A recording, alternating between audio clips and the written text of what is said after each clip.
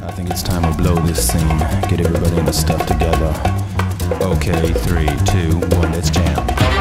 The cinematic dead month of January is behind us, and now it's time to look towards the encouraging ones that are to follow. Hello everyone, Steven here, writer, creator, and nerd to the core, here to talk about the films of 2017 that I am looking forward to the most. Yes, there are a lot of good-looking movies coming out this year, and narrowing it down to 10 was actually quite the challenge, but after a lot of consideration, I managed to do just that. Whether they be remake, sequel, adaptation, or original idea, these are the 10 that I think have the most potential.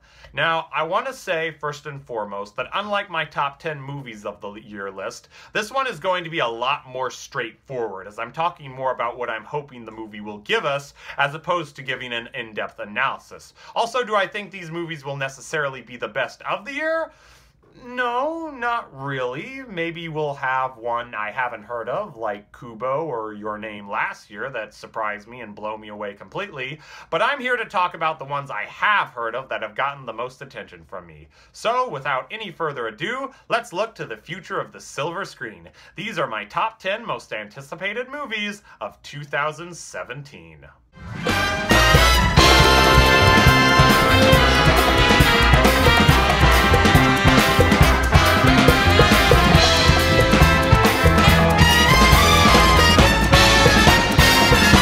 I'm starting this list off by discussing a type of movie that most people think is all too common nowadays: remakes. Now, for me, this is an interesting topic because there's always a level of both intrigue and fear when it comes to remaking such a beloved film. And few films are more beloved, as far as I'm concerned, than Beauty and the Beast.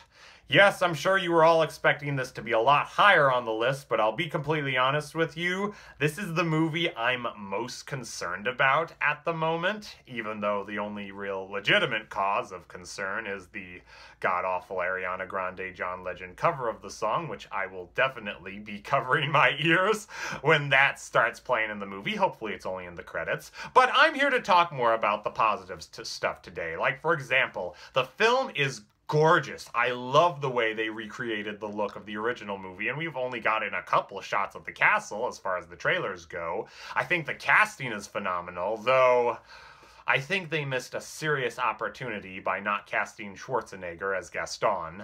Who does she think she is? That girl has tangled with the wrong man. Nobody says no to Gaston. Dismissed, rejected, publicly humiliated. Why, it's more than I can bear. I have biceps to spare! And seeing how the original movie is my favorite Disney animated film behind only Aladdin, my curiosity will still end up getting the better of me. There may be a lot of fear attached, but the intrigue more than outweighs it.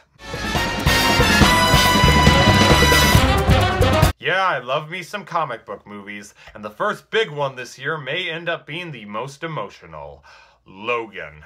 I have grown up with the X-Men movies, and while they are no longer my favorite films in the superhero genre, it seems by the trailers that they have finally grown up with me as well. But let's be honest here, the real reason I want to see this is the same as everyone else. It's Hugh Jackman's final run as the Wolverine, and Patrick Stewart's final run as Professor X.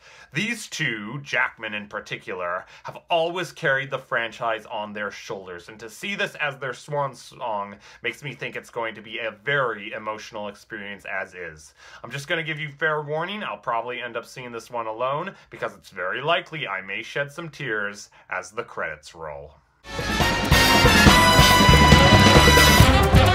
No list of my most anticipated movies of the year would be complete without an entry from Pixar, and I have quite an interesting film for 2017. No, it's not Cars 3, it's actually a movie I'm guessing a lot of you haven't even heard of: Coco. This is the studio's attempt at making a movie based around the Mexican holiday of Dia de los Muertos, and the plot synopsis I read gave the film a very mystical vibe, which honestly I think is really, really cool. I've only seen concept art thus far, but it looks fantastic. I love that they got an all-Latino cast to play these roles, and we have the director of Toy Story 3 at the helm of the project. On a whole, I think this has potential to be a new animated classic, and very much like the holiday it's based upon, I think that's more than enough reason to celebrate.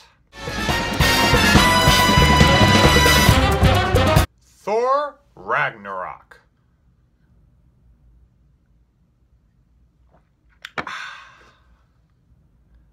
Thor, Doctor Strange, and the Incredible Hulk are all teamed up in the same movie. That's pretty much all I really need to get excited. Actually, wait, there is one other thing. Sam Neill and Jeff Goldblum both have roles in the movie. So, Jurassic Park reunion. That's pretty much it. Next movie. As we approach the halfway point on the list, it's back-to-back comic book movie craziness as we talk about Spider-Man Homecoming. Yes, very much like the X-Men movies, I grew up watching Spidey's films, and I'm always looking forward to seeing what the web-slinger has to offer me. Now, believe it or not, I actually didn't like the first trailer initially, but it has grown on me since then, and now I can safely say I am very excited for this. I love Tom Holland in Civil War. I thought he captured both sides of the character very well, and I'm looking forward to this movie balancing out the dilemmas of both having a high school life and the problems that come with that, as well as being a crime-fighting superhero in New York. It's not really much I can say other than I'm very much looking forward to seeing one of my favorite superheroes return to the silver screen this summer. Just as there are studios who get me excited whenever I see their name attached to a project, there are directors that get the same feeling out of me. Christopher Nolan is one such example, which is why I'm very excited to see what he does with Dunkirk. I'm interested in this especially because this seems to be territory that Nolan hasn't really treaded into, at least not that I'm familiar with, and that territory is that of war movies. This is a genre I'm quite fond of, and I'm very interested to see his take on it. Also, another big thing that's making me excited about this movie is I've seen a few shots from the trailers that remind me of not only one of my favorite war movies, but one of my favorite movies, period. That being Stanley Kubrick's Paths of Glory. Now, this doesn't come as too much of a shock, since Nolan has said on many occasions that Kubrick is one of his greatest inspirations, but it only furthers my fascination with the project. I'm very much looking forward to seeing this film, and here's hoping that it keeps Nolan's streak of modern classics going very strong. Speaking of directors who have influenced Christopher Nolan, now we have a film by the great Ridley Scott himself. Yes, I've been excited for this movie ever since I left its predecessor Prometheus, and now I'm excited that we're finally getting Alien Covenant. Yes, I know I'm part of the 1% of the world that actually enjoyed Ridley Scott's last dip into alien mythos, but that's part of the reason I'm so excited for this one. I'm looking forward to returning to this universe, looking forward to meeting this new crew, looking forward to seeing some new xenomorph carnage, and above all else, I'm looking forward to seeing how this links up to two of my favorite movies of all time.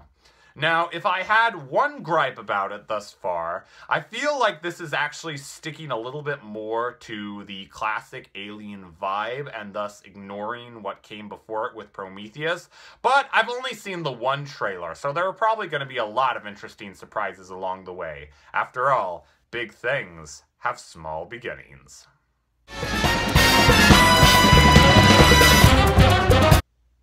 Speaking of Ridley Scott and follow-ups to some of my favorite movies of all time, boy, this list ended up being a lot more coherent than I initially thought it would be. Now we have a film that many could argue has quite a bit working against it. They say it's a bad idea to release a sequel when its predecessor came out over a decade before. Well, try 3.5 decades in this case, folks. Blade Runner 2049.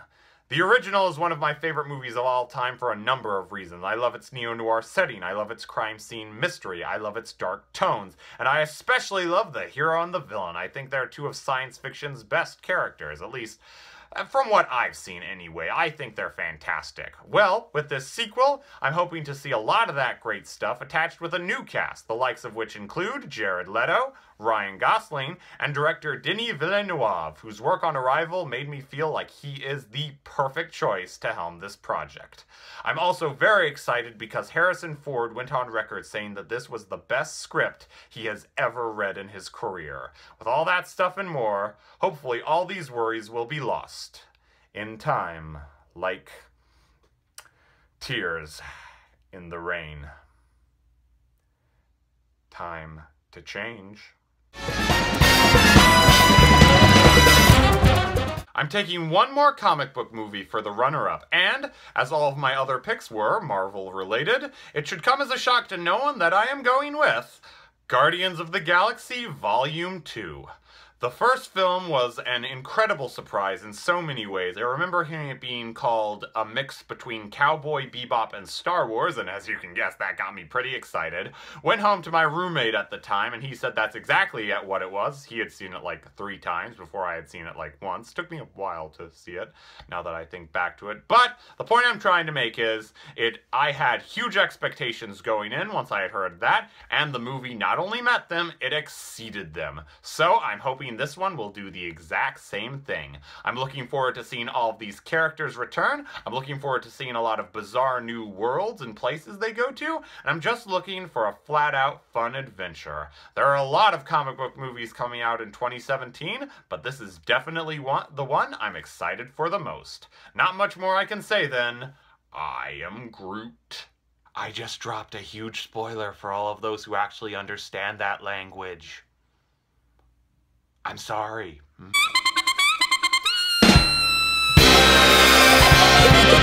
As if I needed even an ounce of build-up. Star Wars: The Last Jedi.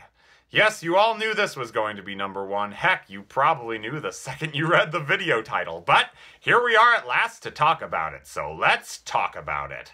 As I'm sure you all know at this point, I am a lifelong Star Wars fan. It is my favorite universe in all of fiction. Even as a kid, I was doing Star Wars drawings, playing with Star Wars action figures, all that stuff. And particularly now, this is like the best time for this movie to come out, because The Force Awakens, just as it did with many others, reignited my passion for the series, and it did so because it left so many things unanswered. Who is Rey? Who is Snoke? Who are the Knights of Ren? Is Luke involved in this? Why has he been hiding all this time? Did he know it would happen? Why did R2 only now wake up? There are so many questions that it alone left. But now that we have the subtitle, The Last Jedi, that drops even more questions. Who is the Last Jedi referring to? Once again, is it Luke? Is it Rey? Is it both of them? Is it another character we've already met but wouldn't expect it? Maybe it's a new character we haven't met yet. We have some new people. It's just, there's so much that I feel like this film has to add up, in addition to being a great new Star Wars film. And the fact that the movie is being directed by Rian Johnson, who, like J.J. Abrams, is a big Star Wars fan, but also does a lot of mind-blowing, kind of dark movies, it makes me think this will be the perfect kind of tone for it. But even sweeping that aside, I'm just love returning to this galaxy far, far away. Even if it's only been a year, I am looking forward to seeing all these characters I've grown up with, and then some more. Like, there are new planets that we could explore. There are new characters we could love. There's just so much to look forward to. It's a series that has meant the galaxy to me as long as I can remember, and for that reason alone, I don't think any movie better deserves the title of my most anticipated film of 2017. So those are my top 10 most anticipated movies of 2017. Are they the only films of the year I'm looking forward to? Heck no! I think this year has a lot to offer, and as I said with some of my previous entries, I'm thinking there are going to be a lot of really cool surprises along the way. But I can say this much, 2017 was a crazy year in regards to film. Let's see if 2017 can live up to it. Well, that's all the time I've got right now, but I'm looking forward to the ride, and until next time, see ya, Space Cowboys!